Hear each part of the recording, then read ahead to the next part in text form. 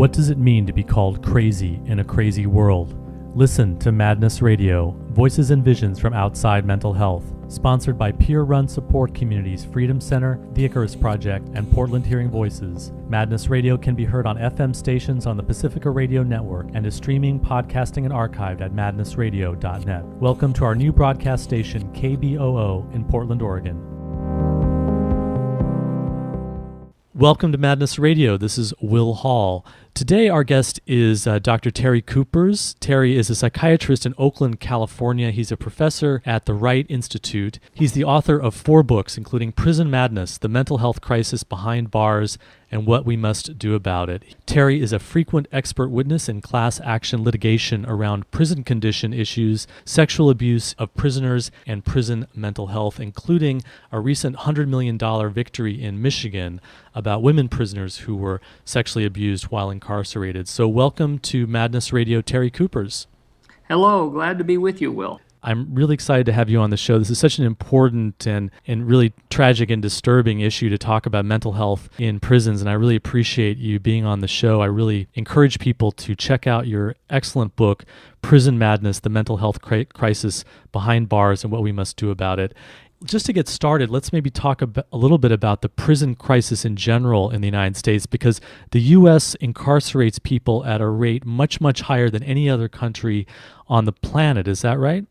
That is absolutely correct, and by far. The prison population has multiplied by 10 since the early 1970s. We now have about 2.5 million people behind bars in jails and prisons, and that far surpasses our closest competitors were the Soviet Union before it broke up and South Africa before the end of apartheid. Those 2 countries are now imprisoning many, many fewer than the United States. So we're out in the lead all by ourselves. And that's a terrible comparison because South Africa under apartheid and the Soviet Union are, of course, very repressive, abusive dictatorships. So we're really in a prison crisis in the United States. What is it that's been driving the prison population to grow to such an extraordinary level? Because it wasn't always like this in the United States. Well, there are many factors. I think one of the central ones was the war on drugs. In the 1970s, we just decided to lock up everybody who had any involvement with substance abuse, which is absolutely foolhardy, because what we know is that people who have a substance abuse problem when they go into prison are going to have a substance abuse problem when they come out. So it's an absolutely worthless intervention. But we started imprisoning people one after another, and that multiplied the prison population many times over. That then caused crowding, which we know with crowding there's more violence, more psychiatric breakdown, and more suicide in jails and prisons. So those figures kept rising.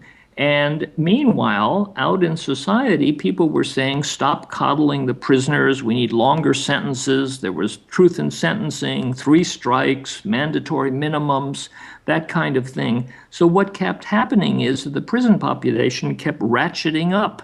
None of the changes since the 1970s have decreased prison populations.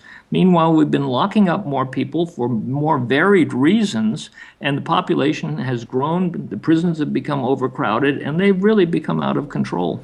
And there's really been no decline in the drug problem in the United States as a result of the war on drugs. Our war on drugs policy has been a complete failure, and the policy change really took place, like you said, in the 70s, and it seems like there was a big race and racism element here because of so much anxiety after the civil rights movement, the Black Power movement, changes in society. There was a lot of turmoil, and the impact of I have some statistics here, the impact of the prison changes and now the huge number of prisoners was primarily felt among African Americans and Latinos. So it's really a race issue. Today, 70% of prisoners are African American and Latino in the United States. That's correct. It's shocking. When you walk into a jail or a prison, you see the racism of our history. You see the history of slavery.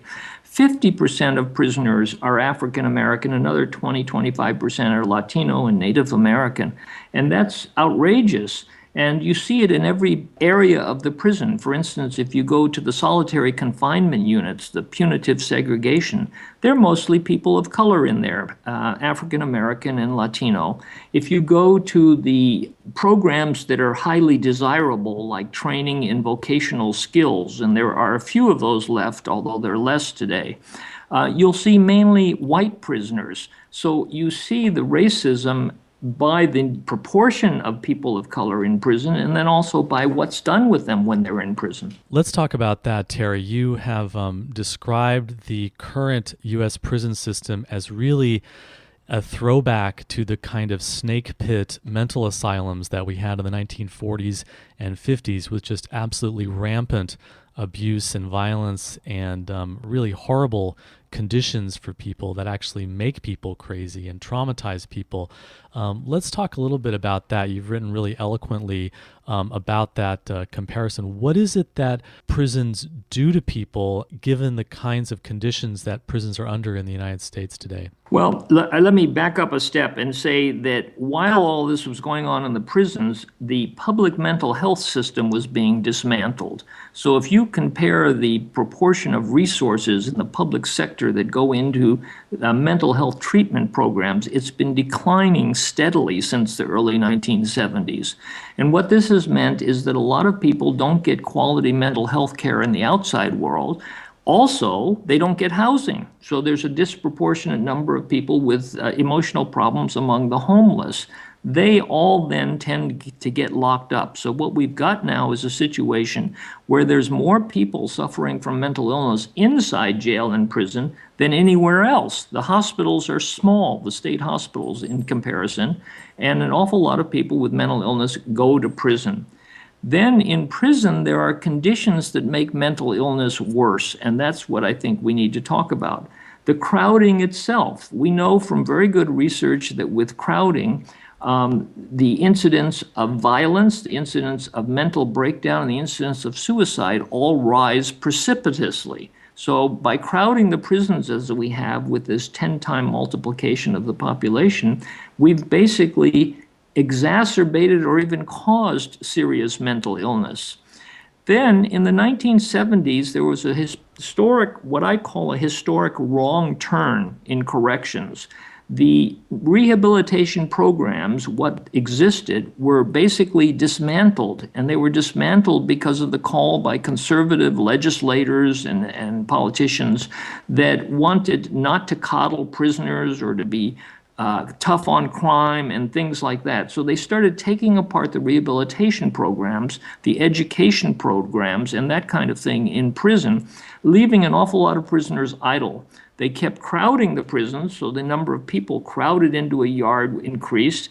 In California, the gymnasiums that used to have basketball courts and volleyball were filled with bunk beds. In California, they're 3 high, so that you get 150 to 250 in the men's prisons, 150 to 250 men in what used to be a gymnasium. They can't be supervised. There's just too many people. There's a lot of violence. There's a lot of rape. So the studies show clearly that any conditions that you put people into that are so crowded, the crowding conditions themselves lead to increased aggression, increased stress, increased violence, increased trauma, and increased emotional distress, which is, of course, what we're talking about when we're talking about mental illness. Absolutely. And then the people with mental illness get the brunt of the burden. Think about a phone booth inside of prison. There's few enough of them so the prisoners have to wait in line.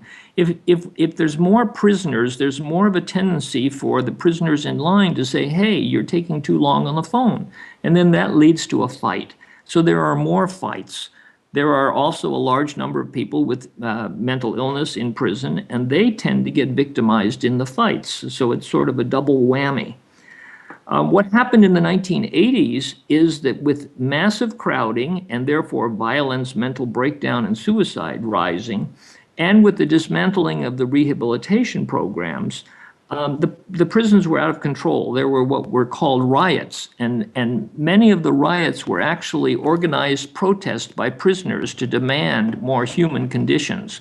But in any case, the prisons were noticed to be out of control, And they could have made a correction to their foolhardy ways. They could have reinstated the rehabilitation programs and cut down on the crowding. So this was a wave of protests by prisoners that got spun by prison authorities and the media into rioting, dangerous prisoners.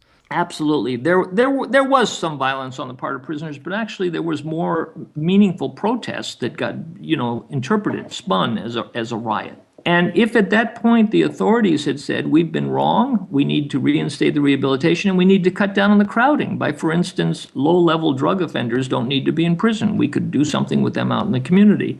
Then they would have corrected the problem and the violence rate would have gone down. Instead, they resorted to solitary confinement, and that is super maximum security segregation units where prisoners would be alone in their cell for nearly 24 hours a day. That was in the 80s, the advent of the Supermax prison. And since then, over 40 states and the federal government have built them. These are huge institutions composed entirely of segregation cells where people are alone, idle, they have very little to do. There's no programming, there's no rehabilitation, there's almost no educational opportunities in these places, and people just sit in their cells. Mumia Abu-Jamal said, think about being locked in your bathroom for years. And that's what it is. People are just locked in a little space in a cell, and the only human contact they have is with the guard, who's often gruff with them and hands them a food tray. And that is the new kind of prison environment that, in fact, we discovered quickly causes or exacerbates mental illness. Terry, one of the things that I really like about your work is that there is a strong focus on the social environment and the context, because often when we hear the word mental illness, the association is, that the person has something wrong with their brains, it's genetic, but you're actually talking about how the conditions that are in prisons lead to trauma, lead to emotional distress, lead to the symptoms that get interpreted and diagnosed as mental illness. And of course, a lot of people who are ending up in the prison system have a pre-existing history of trauma, and we know that there's a relationship between poverty and racism and trauma. And now you're putting your finger on something very important, which is this impact that isolation has. I know as a mental health advocate and as a counselor and doing peer support, that's one of the central issues that we're always dealing with, is how people become isolated in the community. Now, if you talk about being in a prison and being isolated in a room, that is going to be devastating on your psyche, your emotional well-being, and it's going to have lasting effects.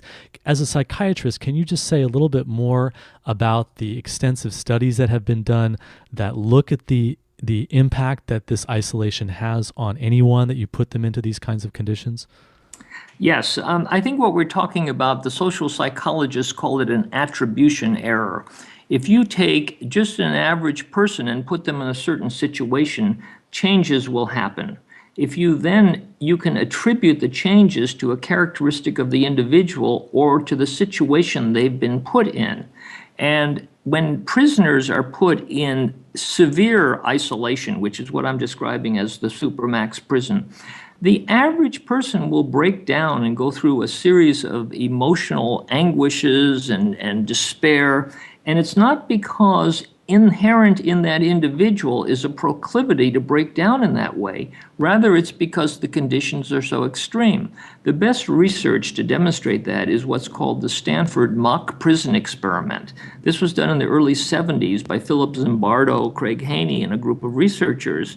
And what they did is they took Stanford students as subjects to the basement of the psychology department, identified half of them as prison guards and gave them the keys and the food, and the other half they called prisoners and they locked them in rooms. Everybody now is a Stanford student, so there's nothing, these are not antisocial or criminal type people. These are just volunteers who are playing the roles in being that institutional setting of prisoner or prison guard. That's correct. So the experiment was supposed to go on for 2 weeks. They were going to study the behavior of guards and prisoners, but they had to stop it in less than 2 days because of the degree of sadism and cruelty that had broken out, where the students who were guards were abusing the students who were prisoners. They were withholding food, they were turning out the lights in the daytime, they were just totally abusing them. And the implications, if you think about it, this is a Stanford experiment with Stanford students while professors are watching. But if you then move to the prison context, nobody's watching. The public doesn't know what's going on in prisons. In these super maximum prisons, the guards have exactly the power over the prisoners that the students had, but it's not just for 2 days. It goes on and on for years, and tremendous sadism and abuse develops. Also, the prisoners who are in those cells develop psychiatric problems, including becoming violent and aggressive, which then is just turned around and put back on the prisoner to say, you are a psychopath, you are a problem, you are the extreme villain, the extreme violent one, where actually there's a huge force that's at work here, which is the conditions that the person has been put into. Absolutely. My career is basically could be broken down into 2 phases. The first phase, I testified for 15 or 20 years in class action litigation about the ill effects of crowding. With crowding, there was more breakdown, more violence, more suicide, and there were cases where the plaintiffs, that is all the prisoners as a class, won relief from that. And that was the first part of my career. Then they started constructing these super maximum security prisons. And this is the Supermax is kind of the response that the system creates to a problem that's really in large part its own creating, which is these extreme responses from the prisoners who become super violent, or they have become broken down and traumatized. And then the solution, instead of, as you said, after those prison protests, to change the prisons and to enact something different, they created these Supermax prisons where everyone is locked down, isolated, and again, the same dynamic just continues and gets worse. That's right. But you know, the amazing thing, when I started going into Supermax prisons, the first one was Pelican Bay State Prison in California, which is right at the border, the coastal border with Oregon. I was amazed. They were saying, the Department of Corrections was saying that they were putting the worst of the worst, the uncontrollable prisoners in there. But when I went through and interviewed dozens of prisoners, I found that they weren't the worst of the worst. Some of them were absolutely just average people who got into trouble one way or another, and a stunning proportion of them were suffering from serious mental illness. People with mental illness tend to have trouble on average following directions and falling in line socially. And what happens in prison is that they tend to get disciplinary tickets. They are found guilty of infractions, and they're punished with time in solitary confinement. Which is just exactly what we see with the police response on the street. If someone is acting in a strange way or doing something that's different, or they seem distressed, the police show up on the scene. They expect the person to, like you say, follow orders and comply, but they don't, and then the police respond by escalating violence against the person, even if they aren't violent to begin with. Absolutely, and it's just a seamless line from that to the prison. It is the same phenomena, and so people with mental illness, prison staff are not trained to deal with people with mental illness, so they tend to identify them as behaving badly. There was some research. Irving Goffman wrote a book, Asylum, in the 50s, which was about the old Snakepit mental hospital. And he described a scenario where someone gets brought to the hospital against their will, for instance, a young adult brought by their parents. They're protesting. They don't think they should be taken to the hospital. At the hospital, the staff sees them protesting. They see that they're angry, that they don't want to be there, that they're less than cooperative, and they say, the parents are right, or the referring psychiatrist is right. This person is abnormal psychologically. He's disturbed. So they diagnose him at the admission area and they admit him to the ward. When he gets to the ward, people tell him what to do. No one listens to what he wants to do. His clothes are taken away. He's given no way to express himself. He gets angry and, for instance, he throws something at somebody. And they say, we were correct to admit him to the hospital. He is crazy. We're going to lock him in a room. They put him in a room by himself. He's idle in a seclusion room. He starts acting more and more bizarrely and eventually, for instance, uses feces to write on the wall. And what Irving Goffman said is that the system is systematically taking away every last bit of self-expression from the individual, and the individual becomes more and more extreme in their attempt to express themselves. Well, that was the Snakepit of the 1940s and 1950s.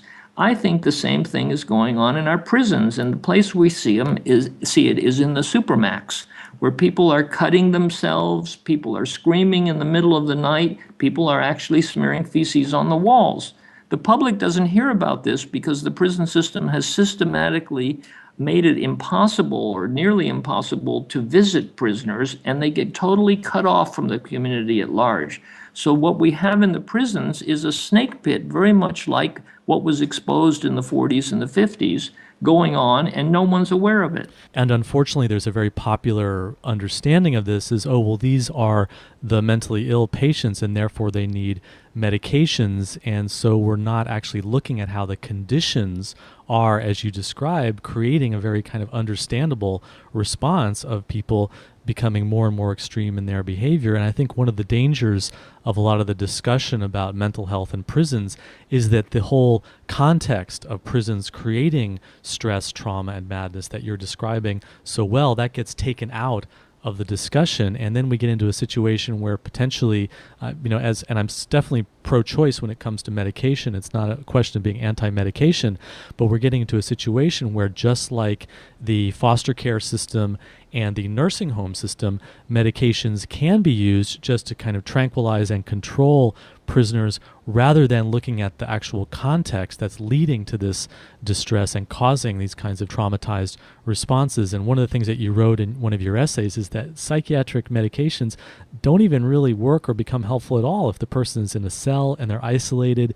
You mentioned that sometimes people have psychiatric interviews in these Supermax prisons through the door, so there's absolutely no confidentiality. I mean, how are you supposed to get psychological help and treatment without any in those kinds of conditions? So there's this failure to look at the prison system itself as a big part of the problem.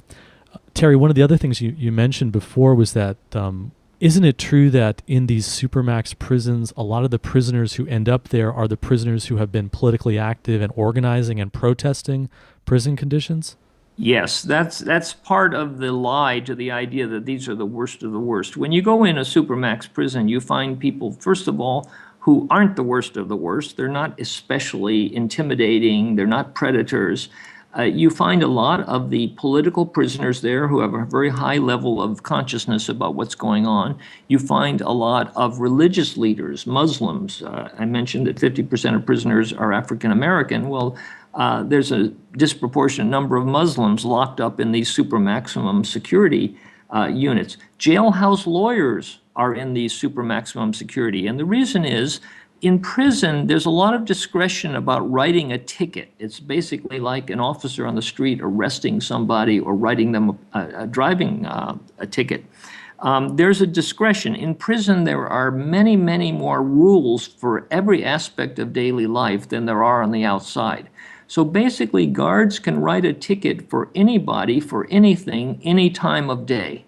And they choose to do that with prisoners who they don't particularly like, which includes people with mental illness, but also includes people who sue them. So prisoners who sue the prison system for denying them their rights tend to end up in segregation. And if you ask the prison staff why that is, they'll say they did something wrong and we wrote them a ticket. But there's always 100 things that people do wrong that you don't write a ticket for. And the choice to write a ticket is very often retaliation. And reporting officers who abuse prisoners is one reason for retaliation, or suing the prison system is another. So you find a lot of those people in these segregation units. If you're just tuning in, this is Madness Radio, and we're speaking with Terry Kupers. He's a professor at the Wright Institute and author of 4 books, including Prison Madness, The Mental Health Crisis Behind Bars, and What We Must Do About It. This issue of crowding is so important to talk about, and you also write about another important factor in the prison conditions that create extreme states and madness is the sleep issue. And I know listeners to Madness Radio, we talk about this so much that that sleep and being able to get a healthy sleep cycle, to be able to rest, is absolutely central to any kind of mental wellness, and that's can be virtually impossible in these kinds of prison conditions. Yes, people have talked about sensory deprivation in these Supermax units. It's not actually sensory deprivation because there's loud noises all the time. The slamming of doors, screaming, officers barking orders, that's going on around the clock. We have actually, this is an aside, but we've actually won class action litigation in many states, barring the state from putting people with mental illness in these segregation units. This gets back to the point you made about medications. If you put someone in an extremely toxic situation, for instance, you torture them, or you put them in a segregation cell that's going to drive them mad, then giving them medications is superfluous. Actually, I think it's collusion in the inappropriate human rights abuse. So that what's happening is people are put in these cells, they go crazy, and then the psychiatrist comes along and, as you say, without a confidential setting, just right through the bars or the steel door, yells, "Are you hearing voices?" If the person is foolish enough to say, yes, they do, then they're going to prescribe medication for them. Well, the medication will not touch the level of stress that they're under, and it won't help their mental illness. But what will happen is that everybody will walk away satisfied that they've done proper mental health treatment, which is just absolutely not true. So a lot of the calls for more mental health treatment in prisons, that's really what we're talking about. I mean, I imagine for some of those prisoners, the idea of getting a tranquilizer that's going to help them sleep or help calm them down in those kinds of conditions, yeah, that would be a fairly desirable kind of option given what's available to them. That's right, but that's the key word is option. What are their options? If you're alone in a cell with nothing to do and it's driving you crazy or making you rageful, which is another reaction, or making you depressed and isolative, then the tranquilizer is an option, but it's not a very good option. By the way, I never answered your sleep question. Yes, sleeping in these situations is extremely problematic, particularly when someone is up all night screaming. And for instance, people with mania who are not treated adequately are in these units and they're up all night screaming. Then the other prisoners cannot get any sleep, and deprivation of sleep really makes every condition worse. Terry, another factor here is the way in which prisoners get denied visiting by their family and friends and relatives and can't communicate and can't make that human connection. And that also drives the deterioration and the emotional distress that results from being in prison. And again, just knowing from my work in the community, making connections and having relationships and getting support is so central to someone's well-being. But in prison, that has been cut off and limited more and more since these reforms in the 70s. That's correct. We have some very good research about recidivism and about people coming out of prison and what helps them to do well. And the two things that help the most are quality contact with loved ones throughout a prison term, and that requires quality visiting, and educational programs. Any prisoner who takes part in an education program is more likely to do well after they're released. Prison systems make visiting impossible. Think about where the prisons are. They're very far from the urban centers where most of the prisoners, particularly prisoners of color, come from. So in California, the Pelican Bay State Prison I mentioned, which is a Supermax isolation prison, is at the northernmost part of the state. Most of the prisoners there come from Los Angeles and East Los Angeles. Latino prisoners are selectively placed there. So it's almost impossible for their family to get to see them. The state doesn't help at all. I mean, if my recommendations were followed, they would supply buses to bring family to see prisoners, because you want to foster a social contact between intimates while they do their prison term so that they'll have more of a chance to succeed when they leave prison. Quite the opposite is done, and prisoners are harassed, they're searched, often in extremely abusive ways. They're otherwise disinclined to come and visit because of the way they're met at the prison, the limitations to visit, and any prisoner who's in any form of segregation does not get a contact visit. Rather, they have to see their visitor through a Lexan glass window, which just makes it extremely alienating. There was some research that was done in the 70s, and basically it said, look, rehabilitation doesn't work. We've got to get tough on crime here. Let's not have this sort of liberal coddling approach to prisoners. And what would you say to someone who says, well, the research doesn't really support the idea of being nicer to prisoners, that we've got a real serious crime and violence problem in this society? Well, first of all, that's absolutely wrong. I know the commentaries you're talking about. Just about all the research about rehabilitation shows that it does work. And there are politicians, there are people who make money building prisons or supplying food or guns to prisons, that they have a self-interest in keeping the population large. And they're the ones who say that rehabilitation doesn't work and we have to stop coddling the prisoners. The legislators are always saying that. Let's stop coddling the prisoners, take away the weight, take away the vocational training, take away the education. That is extremely foolhardy. Robert Martinson was a criminologist who in 1974 wrote a paper where he correlated all the prisoners who did rehabilitation programs, compared them with the prisoners who did not. And remember, this is before the population explosion in the prisons. And he concluded that there was no difference, so that rehabilitation did not make a difference in recidivism.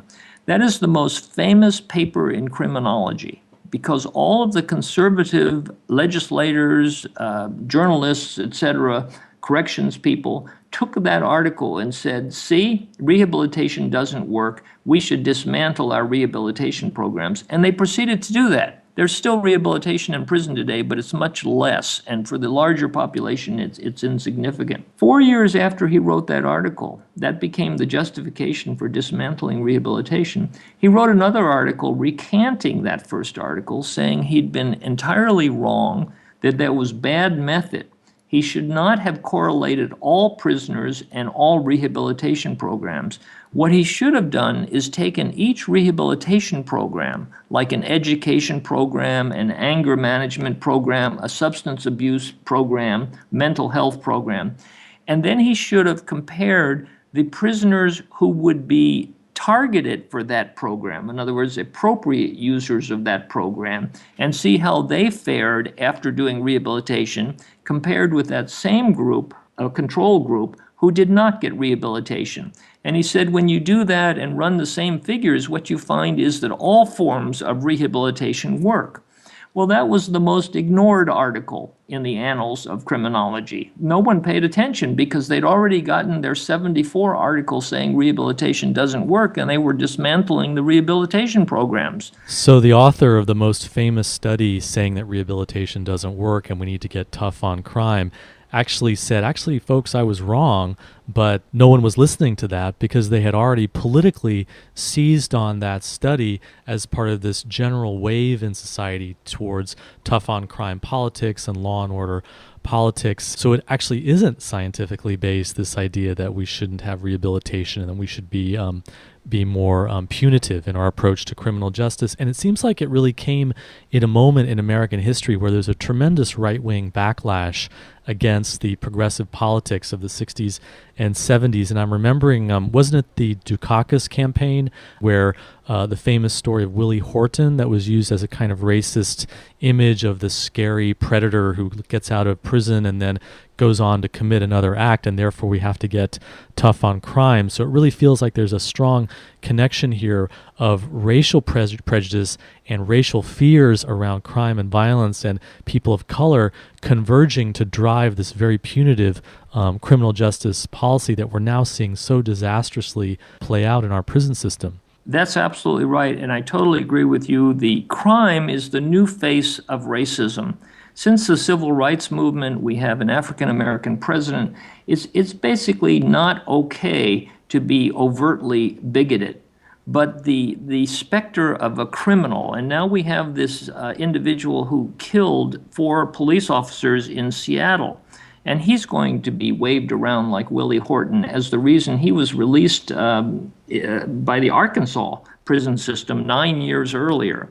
That's going to become the new poster boy of the hard-on crime group. But the truth is that 75% of people going to prison today, convicted of a felony, have not been convicted of a violent crime. So what they're doing is taking one extraordinary, exceptional case and using that to justify extremely harsh sentencing, extremely harsh prison conditions, a really not caring attitude towards prisoners. And it's a very foolhardy strategy, because what happens is that most people who go to prison do get out of prison. And if you're harsh and brutalize them while they're in corrections, they're going to fail when they get out, because they won't have been helped to gain the skills they need to make it in the community. People with mental illness, that's especially true. They need psychiatric rehabilitation, they need vocational training, education, they need help with socialization. If you put them in a cell by themselves and keep them there for years, they're going to be isolated. They're not going to gain the vocational skills, educational skills, and social skills to succeed when they get out. And then they're going to fall on their face. They're going to return to drugs, or actually the most common scenario I'm aware of is that after they get out of prison, they become extremely reclusive, basically staying to themselves in their room for the rest of their lives. So, Terry, it's a very entrenched system that feeds on the kind of tough on crime, law and order politics, and even Obama has had a really hard time even mentioning prison issues and being seen as someone who isn't also part of this tough on crime attitude. And so there's a lot of different factors that make for a very difficult, gridlocked situation politically around our prison system. But fortunately, you and other people are doing really good work around this. And you recently had a victory in Michigan around sexual abuse in prisons. Can you tell us about that? Yes, there have been a number of cases in Michigan. Sexual abuse in prisons is all over the country. And it takes two forms. In men's prison, it tends more often to be prisoner on prisoner. And it occurs because the staff do not provide a safe place for prisoners to do their time. So one group of prisoners victimizes another. In women's prison, it tends to be staff themselves who sexually abuse the prisoners. And this is rampant around the country. The Prison Rape Elimination Act was passed in 2003 and signed by President Bush. It mandates a zero-tolerance attitude about this. Even so, it's very prevalent that sexual abuse occurs. In Michigan, there are a number of women who have been sexually abused. It's extremely hard for them to come forward and complain about it because the retaliation is massive.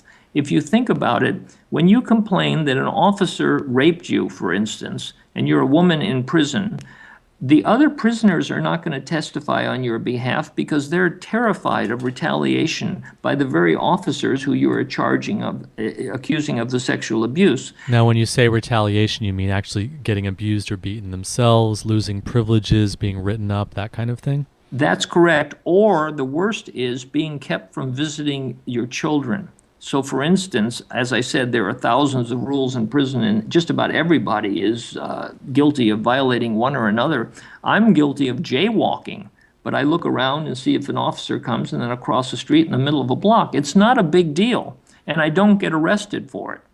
But in prison, you get arrested you get a ticket for those kind of offenses, and that's at the discretion of the officers. So if a woman complains that someone is sexually abusing them, the officers, either that individual or their buddies, can write a ticket that might be a bogus ticket, it might be an illegal ticket, or it might be for something that's just a minor offense. It will keep the woman from visiting her children. It might get the woman sent to segregation. And worse, they can be sexually abused in retaliation for reporting someone else for sexually abusing them.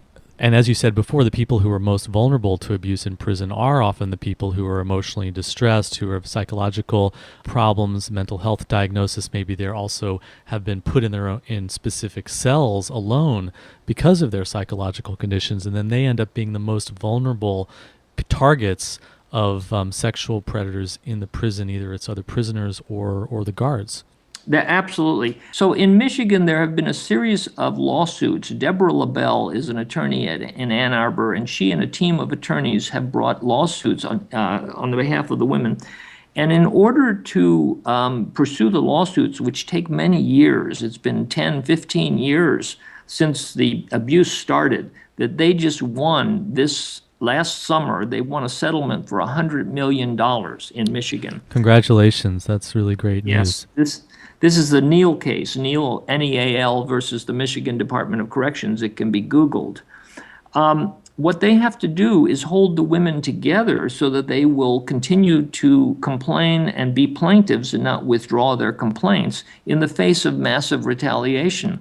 So they meet with them regularly, and they also make it known to the Department of Corrections that any retaliation will be dealt with in court. So anytime the department or other officers try to retaliate against the women for complaining, the legal team takes that right to court and complains to the judge about it. So using that kind of very aggressive, very fine law, they won this huge settlement. Another issue, by the way, is trauma. We are finding out that a huge proportion of prisoners have been massively traumatized repeatedly as children and prior to their incarceration. So physical abuse, sexual abuse as children, domestic violence as adults.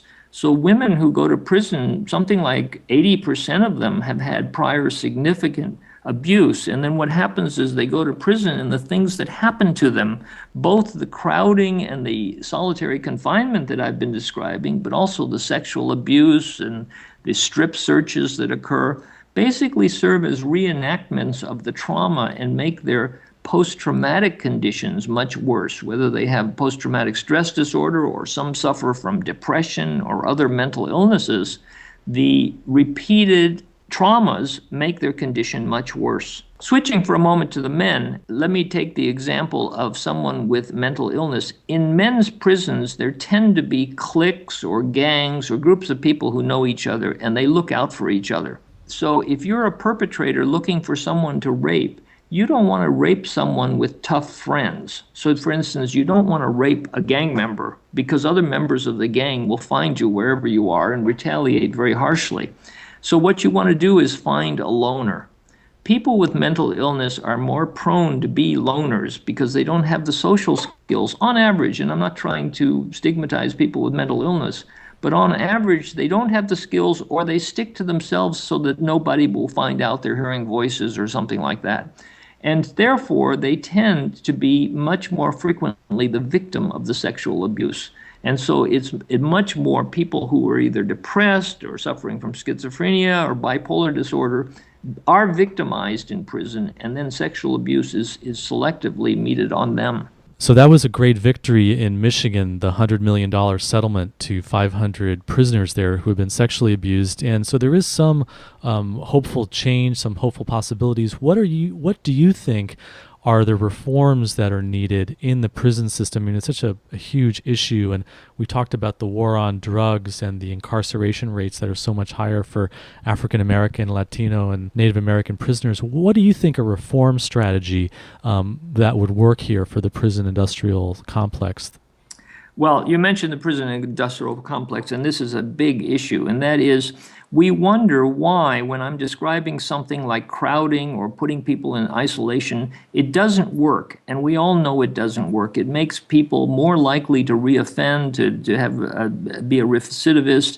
It breaks people. It makes their lives miserable. Why do they do things that are so awful and don't work to even affect what they say they want to affect? And the answer is because there's self-interests involved. There are groups that make profits or gain political power because of the expansion of the prison system, and that's the prison industrial complex. In order to reform the situation, we have to work at all levels. First of all, our schools are failing. It's the failure of the schools that sends people into doing drugs, doing crimes, being homeless, getting arrested. There's a whole cycle going on that we need to look at in terms of our social priorities. Mental health care. We're not doing public mental health care. We're cutting the budget every year incrementally, and that's why people slip through the cracks and get arrested. We're criminalizing activities, for instance, panhandling near an ATM. We need to change all of these things. At the front end, we need to stop sending so many people to prison. We need diversion. People with substance abuse problems don't belong in prison. As I said earlier, people who go into prison with a substance abuse problem come out with a substance abuse problem. So we have no business putting people with a substance abuse problem or violating their parole because they have a dirty urine. That is absolutely absurd. What we should be doing is offering them substance abuse treatment or offering them a good job, which might motivate them not to do substances. And unfortunately, in so many communities, there are no substance abuse programs. That's right. The criminal justice system, the arrest, the racism we talked about, low-income people and people of color do not have adequate legal representation on average. People with more money, which tends to be white, middle class, and rich, have better lawyers, and so they stay out of jail and prison. And that's one of the reasons why the disproportion. Our sentencing, after 30 years of being hard on crime, we have given just draconian sentences to more and more people. The disproportion between crack and cocaine. If you're caught with crack, which tends to be low-income inner-city people, you get 10 times as long a sentence as if you're caught with powdered cocaine, which tends to be middle-class white people. And the rates of drug use among all the different racial categories in the U.S. are the same. The issue is that if you're a dealer or you're selling drugs in a low-income people of color community, you tend to be doing it on the street, so it's more visible because you can't do it behind closed doors like in the suburbs or in offices, which is where the white community is doing and selling its drugs. Absolutely. And the use, you're right, the use of drugs in the white middle-class community is the same as in the black inner city. But the arrest rate is different, the conviction rate is different, the length of sentences is different, all of which expresses the racism of our society. One thing we need to do is right now the juvenile justice system is falling apart. I don't believe in sending kids to prison. However, the juvenile justice system, at least there was more rehabilitation, more counseling, more education, and now more and more children are being tried as adults, and the juvenile system is falling apart, so that what we're doing is consigning people to adult prisons at an earlier age. We need some very sharp reforms in that regard. And then in the prisons, we have to undo what we've been doing for 30 years. We have to stop crowding the prisons, stop sending low-level substance abuse offenders to prison. We have to drastically change the sentencing guidelines so that can happen, uncrowd our prisons, put rehabilitation back together. And then in the cases of people who need to be in prison, they need to be given humane treatment that's aimed at helping them fix what's wrong with them that got them into so much trouble. I'll mention a couple of successful experiments. One is Grendon Prison, which is in England. There is a collaboration with Tavistock Institute, which is a psychoanalytic public health service clinic. And what they do is therapeutic communities where they help the prisoners meet together and make decisions for themselves rather than being told what to do every minute of every day. And those prisoners, they're randomly selected for Grendon, but they have a much lower violence rate and infraction rate while they're in prison.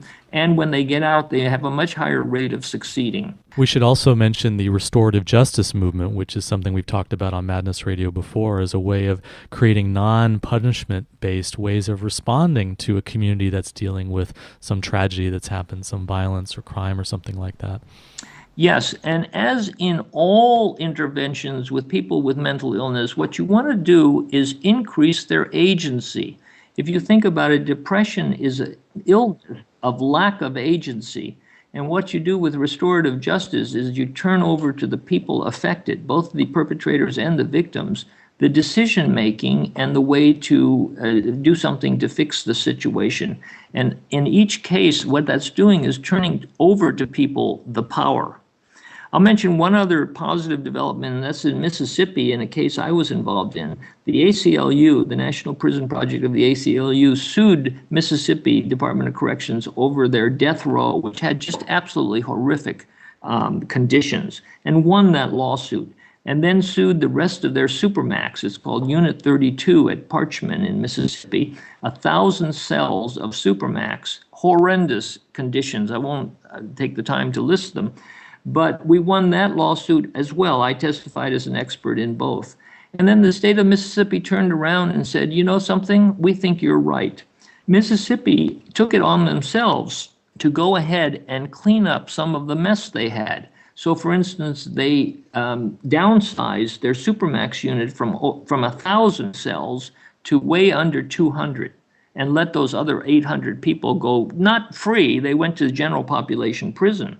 But the interesting thing is, and this proves a lot of the points that I'm making, one would expect, since the Supermax is supposed to be for the worst of the worst, that if you release people from Supermax, you'll have more violence in the prison, since Supermax was constructed to decrease the violence. In fact, the violence rate in that prison and the entire Mississippi Department of Corrections went way down after they downsized their Supermax. And the people who had been released from Supermax proceeded to have a lot fewer tickets, disciplinary infractions.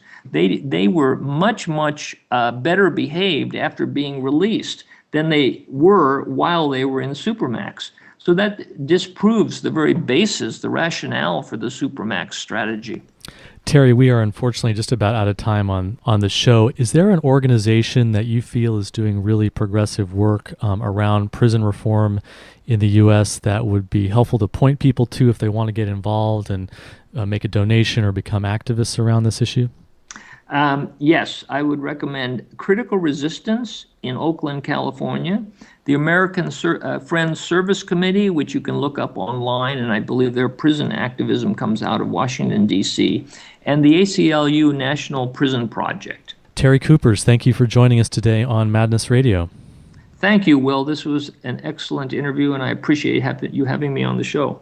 You've been listening to an interview with Terry Kupers. Terry is a professor at the Wright Institute. He's a psychiatrist in Oakland, California, and the author of 4 books, including Prison Madness, The Mental Health Crisis Behind Bars, and What We Must Do About It. Terry is an expert witness in class action litigation around prison conditions, including the sexual abuse of prisoners and prison mental health. That's about all the time we have on Madness Radio. Thanks a lot for tuning in. You've been listening to Madness Radio, voices and visions from outside mental health. Madness Radio is co-sponsored by peer-run support communities Freedom Center, The Icarus Project, and Portland Hearing Voices. Hosted by Will Hall, music producer is John Rice, with technical assistance from Jeremy Lantzman. Listen to our internet stream, podcasts, and show archives at madnessradio.net. Madness Radio can be heard on FM stations on the Pacifica Radio Network, including KBOO in Oregon, WXOJ and WBCR in Massachusetts, Alaska's KWMD, and WPRR in Michigan. If you have an idea for a story or guest on Madness Radio to help get us broadcast on a station near you, or if you just want to share what's in your head, contact radio@madnessradio.net.